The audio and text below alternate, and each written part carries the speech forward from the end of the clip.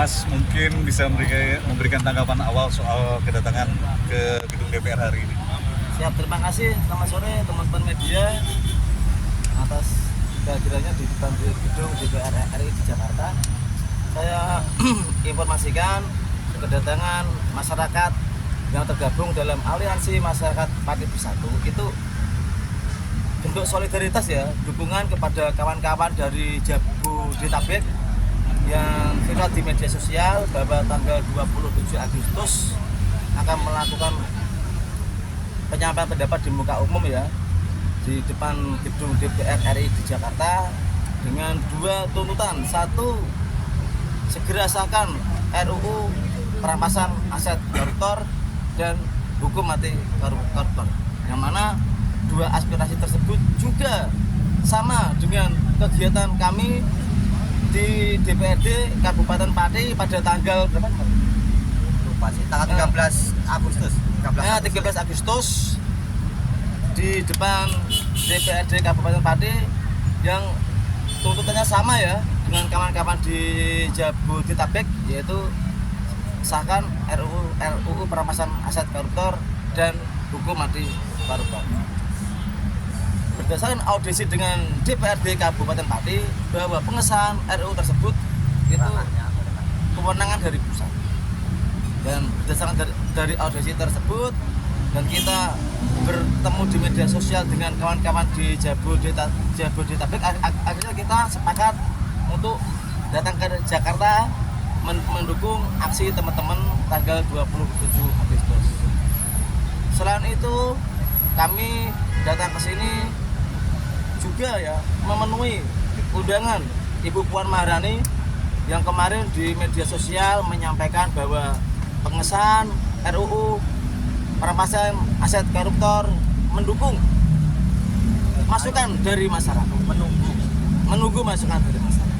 Jadi kami bersama dengan rakyat Indonesia tanggal 27 Agustus akan datang ke DPR RI menemui Ibu Puan untuk memberi masukan agar RUU tersebut segera disahkan. Berapa orang besok Mas yang akan datang? Ya ini kan gerakan organik ya Kak. Ini tidak ada bayaran dan juga tidak ada kepentingan, tidak ada yang mendanai. Ya jadi kita nggak tahu. Tapi yang pasti saya amati di medsos ini antusias masyarakat sangat luar biasa ya. Dan saya berharap nanti kawan-kawan yang hadir di aksi 27 Agustus untuk tertib ya, jangan anarkis, jangan merusak fasilitas umum, jangan melakukan tindakan-tindakan yang melanggar hukum.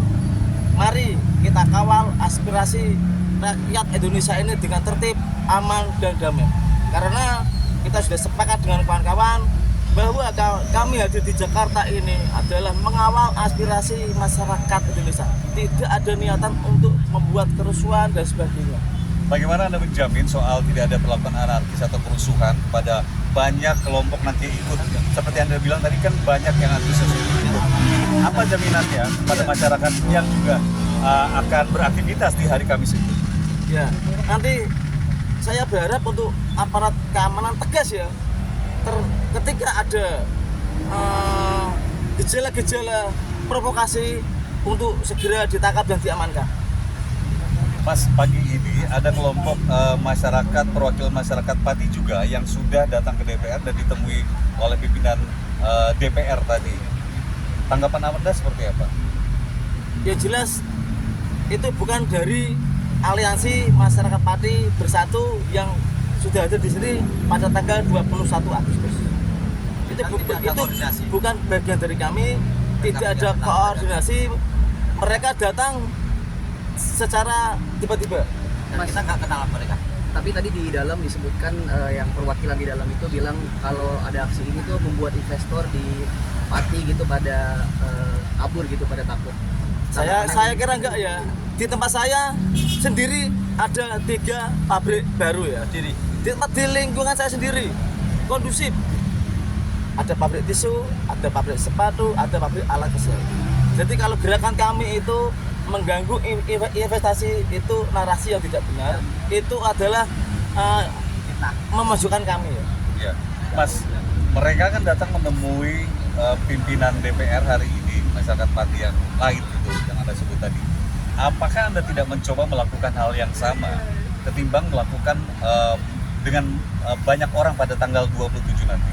Kemarin saya sudah sampaikan kepada pihak kepolisian, kami tidak ada dialog, kami mengedepankan dialog.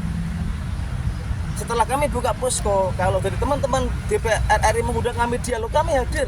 Tapi selama ini tidak ada mediasi, tidak ada pendekatan dari teman-teman untuk kita diajak berdialog atau berdiskusi.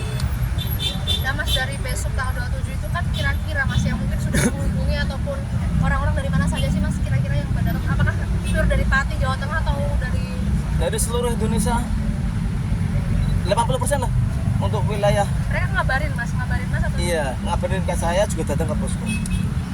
Mas Botok seandainya kalau diajak ketemu sama pimpinan, akankah tetap demo atau? Ya, dari awal saya sampaikan kita tidak ada dialog. Kalau kita diajak diskusi, yang sesuai dengan harapan kami. Seperti contoh, kemarin ada di medsos bahwa pengesahan RUU perampasan aset koruptor ya, itu kan maksimal Desember ya di medsos. Oke, tapi kita minta surat pernyataan resmi secara tertulis, biar kita tidak dibohongi lagi. Oke, misalnya RUU perampasan aset akan disahkan sebelum Desember. Kita minta secara tertulis pada pihak-pihak yang meminta jaminan atau garansi. Tidak ada upaya dari pihak Anda untuk bersurat ke pihak DPR untuk melakukan pertemuan seperti yang dilakukan oleh kelompok perwakilan masyarakat Pati tadi? ya, gerakan itu kan tergantung masing-masing ya Pak.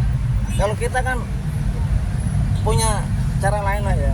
Yang penting kita tetap menjaga ketertiban umum, menjaga kondusivitas, tidak melakukan perbuatan-perbuatan yang melanggar. Ada upaya nggak dari pihak Anda untuk mengantisipasi tidak adanya susupan-susupan yang melakukan kegiatan anarkis pada tanggal Ya 27 itu kan nanti kita bahas di internal. Mas Botok ada update soal rekening mandiri yang kemarin diblokir, apakah sudah dibuka? Pertama itu tanggal 11 jam 11 kemarin ya, itu tulisannya saldo terblokir sekian puluh juta. Terutama di medsos itu saldo saya muncul tapi tidak bisa untuk transaksi. Biasanya di aplikasi itu kan ada saldo terus ada transfer, terus apalagi itu kan itu tidak ada, hanya saldo aja, jadi tidak bisa digunakan. Mas, Jadi sampai sekarang masih bisa, Ya masih diblokir. masih diblokir. Uang yang terkumpul sejauh ini katanya sampai 80 juta untuk digunakan untuk apa dalam kegiatan korupsi? Itu kan tidak hanya donasi, itu uang saya pribadi dan donasi dari kawan-kawan saya. Rencana untuk bayar sewa bis. Mas, Soalnya bis di Pati itu kan Pati Jakarta sekitar 12 juta ya. Dan informasi terakhir hari ini ternyata ya bis yang sudah di DP sama kami dibatalkan semua karena mendapat intervensi dari pihak kepolisian. Mas, kalau bus yang di depan itu ada retak kacanya, itu intimidasi juga Mas? Ini Tadi siang. perjalanan dari Pati ke Jakarta sampai tol Karawang ada jembatan ya, ada 2 orang pakai masker, pakai jaket, kita dilempar pakai batu bata. kapan nih? Tadi jam 11 siangan, Jam 10. Ada korban mungkin dari setengah ini? ya alhamdulillah hanya rekan-rekan ringan ya, sekitar 3 orang termasuk saya kena serpihan kaca. Apakah menurut Mas Botok ini intimidasi jelang demo atau seperti apa?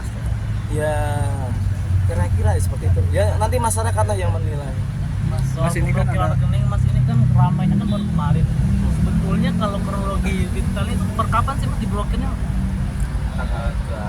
Tanggal 22 jam 11 siang. Jadi tanggal 22 jam 11 siang itu akun TikTok saya diblokir. Setelah itu jam 1 rekening saya diblokir.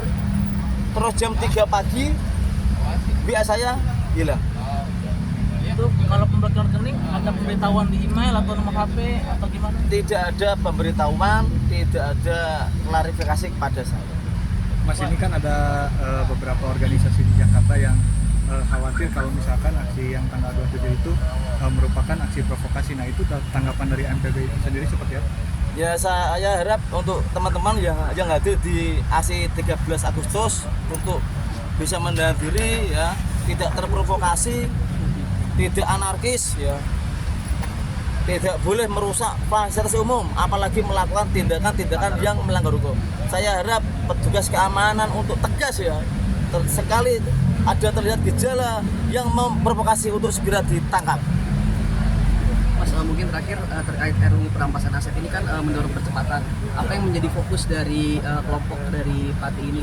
Karena kan di koalisi masyarakat sipil yang dikhawatirkan itu RUU perampasan aset ini nantinya aset bisa disita tanpa adanya putusan dari pidana gitu. Kalau dari masyarakat Pati sendiri mungkin apa isu yang disampaikan, yang didorong terkait RUU perampasan aset? Ya, kita mendera RUU itu pertama ya, korupsi jelas ya, itu adalah penjajah bangsa ini.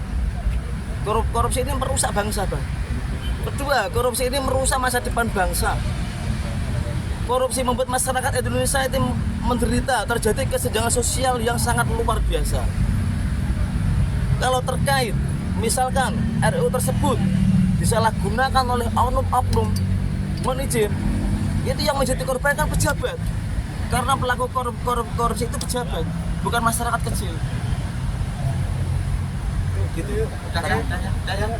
Nanti satu lagi, atau nanti sore menjelang maghrib satu lagi ya. Mas ini berarti nggak camping di sini ya? Enggak, ya nanti tunggu kita lihat kondisi aja, lihat kondisi aja. Mohon maaf ya. Makasih ya, Mas. Ya, mohon maaf.